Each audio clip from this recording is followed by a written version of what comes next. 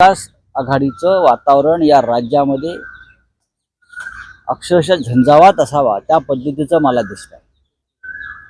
त्याला एक अंडरकरंट म्हणतो की आता बदल करायचाच, अशा मानसिकतेमध्ये लोक आहेत।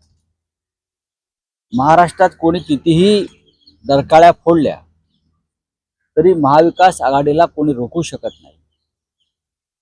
आता विषय आहे सांगलीचा।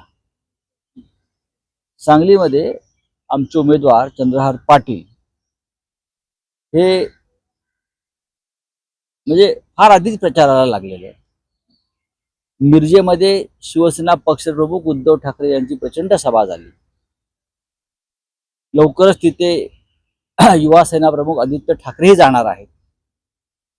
आज उद्या आणि परवा 3 दिवस मी त्या भागामध्ये आहे। तिथून मी हातकणंगलेला जाईन आणि संपूर्ण तो परिसर जो आहे